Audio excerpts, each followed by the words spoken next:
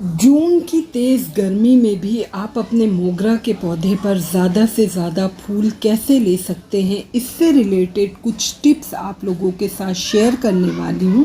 अगर आप उन टिप्स को फॉलो करते हैं तो डेफिनेटली आपके भी मोगरे के पौधे पे इतनी अच्छी फ्लावर्स आएंगे, लगातार कलियाँ बनती रहेंगी। तो वो क्या क्या टिप्स हैं, कैसे करना है, चलिए वीडियो को स्टार्ट करते हैं। Hey guys, this is Shagufta and you are watching my new garden. तो सबसे पहला काम ये आपको करना है फ्रेंड्स, इस टाइम में जो टेम्परेचर बहुत ज़्यादा हाई है, मोगरा के लिए जो अच्छा टेम्परेचर होता है वो होता है 22 यानी 22 डिग्री से लेके 36 डिग्री तक का जो टेम्परेचर होता है, ये बहुत ही सूटेबल टेम्परेचर होता है। इसमें आपका मोगरा का पौधा बहुत अच्छे से ग्रो करता है।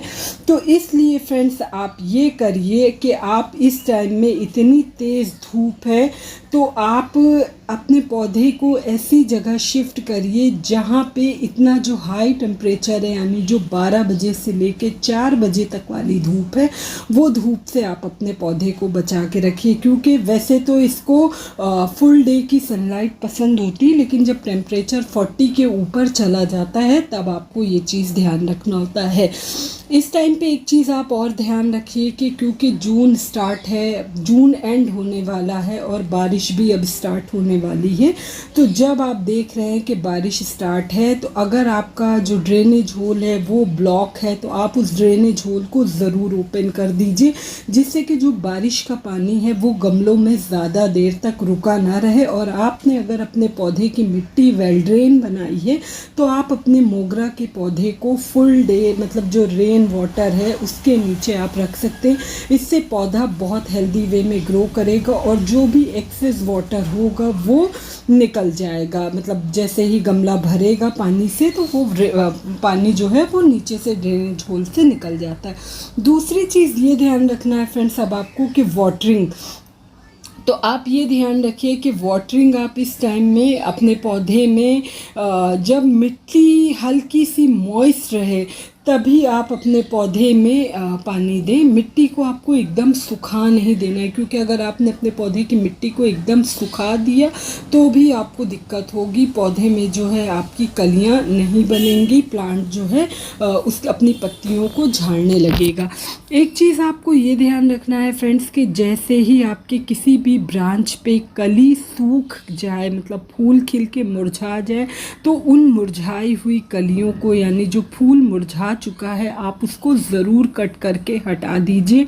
हर एक ब्रांच की, अगर आपके पौधे की ग्रोथ रुकी हुई है, प्लांट बिल्कुल भी ग्रोथ नहीं कर रहा, तो आप उसकी हर एक ब्रांच को 1 से 2-2 इंच तक कट कर सकते हैं। क्योंकि मोगरे के पौधे पे फूल आते ही तब हैं उनकी नई ब्रांचेस पे।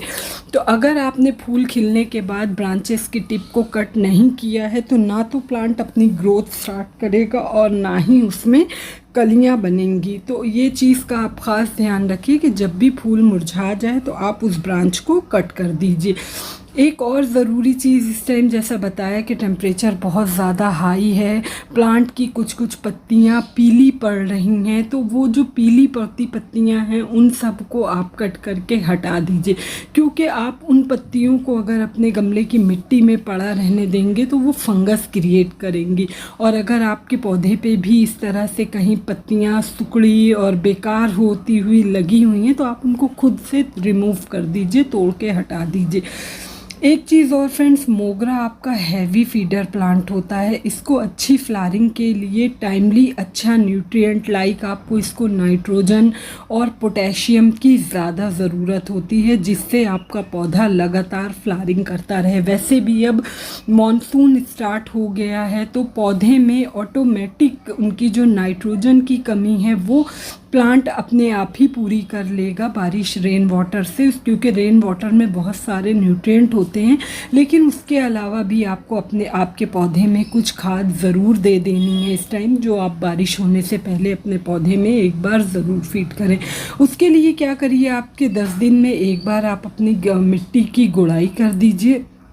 अच्छे से आपको इस तरह से देखिए, जो भी इसके अंदर ये इनकी लीव्स पड़ी हुई हैं, इन सब को आप हटा दीजिए।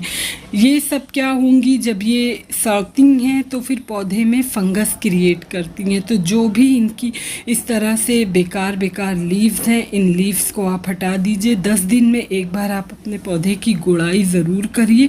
गुड़ाई करने के बाद आप ये ख्याल रखिए इस टाइम कि आपको आपके पौधे में कुछ खाद ज़रूर से दे देना होता है। तो उसके लिए फ्रेंड्स आप देखिए, इस टाइम में ऐसी खाद दीजिए जो बैलेंस खाद हो, जिसमें सभी तरह के पोषक तत्व मौजूद हों, जो कि आपके पौधे की अच्छी ग्रोथ, मतलब उनमें ग्रीनरी भी लाए, पत्तियां भी बने और उनमें कलियां भी ऑटोमेटिक आना स्टार्ट हो जाए। तो उसके लिए फ्रेंड्स मैं आज 2 तरह की खाद अपने पौधे में फीड करने वाली हूँ, जो कि बहुत ही अच्छी और बहुत इफ़ेक्टिव खाद होती है। देखिए फ्रेंड्स, मेरे पास इस कटोरी में 1 कटोरी, यानी अगर मुट्ठी में बात करूं तो ये 2 मुट्ठी तक वर्मी कंपोस्ट है। वर्मी कंपोस्ट जैसा आप जानते हैं केचुए वाली खाद होती है। इसमें बहुत सारे न्यूट्रिएंट होते हैं जो कि आपकी गोबर की खाद में उतने न्यूट्रिएंट नहीं पाए जाते हैं जो आपकी वर्मी कंपोस्ट में पाए जाते हैं। तो इस टाइम में बारिश स्टार्ट होने से पहले आप अपने पौधे की जड़ों में कुछ सॉलिड खाद ज़रूर दीजिए, क्योंकि अगर आप इस टाइम भी लिक्विड देंगे तो वो जहाँ बारिश हुई तो वो ड्रेन आउट हो जाती है, सारा लिक्विड बह जाएगा। तो इसलिए कुछ सॉलिड खाद ज़रूरी होती है। तो 2 मुट्ठी तक ये देखिए वर्मी कंपोस्ट है। आपके पास अगर लीफ कंपोस्ट हो तो वो भी आप दे सकते हैं। इनसे हैवी क्वांटिटी में पोटेशियम के लिए ये देखिए, ये है MOP पोटैश। बहुत सस्ती खाद होती है, हमारे यहाँ 40 रुपये kg है। तो ये 2 मुट्ठी में 2 ग्राम के करीब पोटैश है। इससे क्या होगा, प्लांट में लगातार फ्लावर्स आएंगे। अगर आप लोग के पास ये एक केमिकल खाद है तो इसको देने से पहले मिट्टी में एक मॉइस्चर बना होना चाहिए, मिट्टी गीली होनी चाहिए। एकदम सूखी मिट्टी में आप नहीं देंगे। पोटैश से क्या होता है फ्रेंड्स, कैसा भी पौधा है अगर उसमें फ्लावर्स नहीं आए हैं तो आप दे सकते हैं। अगर आपके पास ये नहीं है तो इसी के तरह वर्क करने वाली ये जो दूसरी फ्री की खाद है, ये है आपका बनाना पील से। ये पोटेशियम का रिच सोर्स होता है। इनमें हैवी क्वांटिटी में पोटेशियम पाया जाता है और स्लो रिलीज फर्टिलाइज़र होता है, धीरे धीरे मिट्टी में डिकम्पोस्ट होता है। आप इसका यूज़ करेंगे। 2 से 3 केले के छिलकों को सुखा लीजिए। सुखाने के बाद बारीक बारीक काट के मिट्टी में होल करके और फिर ये खाद आप मिट्टी में दबा दीजिए। तो ये मतलब बारिश भी होगी तब भी ये खाद आपके गमलों में ही पड़ी रहेगी, बह के निकल नहीं जाएगी। दूसरी, मिट्टी आपको वेल ड्रेन रखना है। अगर आप रेन वाटर में अपना गमला रख रहे हैं तो अभी टाइम है, आप अपने गमले का जो ड्रेनेज होल है उसको किसी टूल की हेल्प से अच्छे से उसको आप ओपन कर दीजिए कि अगर उस पर मिट्टी वगैरह जाके जम गई है तो वो ओपन हो जाए ड्रेनेज, जिससे कि आपका जो बारिश का एक्सेस वाटर है वो निकल जाए। तो इस तरह से बस आप अपने गमलों में ये 2 खाद ज़रूर डालिए। बिलीव मी, इसका रिज़ल्ट आपको 8 से 10 दिन के बाद ज़रूर देखने मिलेगा। आपके पौधे में लगातार पौधे में नई नई कलियां बनेंगी और पौधा पूरा आपका फूलों से भर जाएगा। यहाँ पे फ्रेंड्स एक दिक्कत ये आती है कि बहुत से लोगों के पौधे में कलियाँ तो बहुत ज़्यादा बनती हैं, लेकिन वो कलियाँ फूलों में कन्वर्ट नहीं हो पाती। मतलब कलियाँ बनती हैं लेकिन वो बिना खिले ब्राउन होके जल के गिर जाती हैं, पौधे में फूल खिल नहीं पाता। तो उसका एक मेजर रीज़न जो होता है फ्रेंड्स, वो आपका ओवर वाटरिंग होता है। अगर आपके पौधे में जब कलियाँ बनने लगें तो उस टाइम में आप जो पानी डालते हैं तो पानी की क्वांटिटी को आप थोड़ा सा कम कर देंगे। मतलब मिट्टी के हल्का सा ड्राई होने पर ही आप वाटरिंग करेंगे।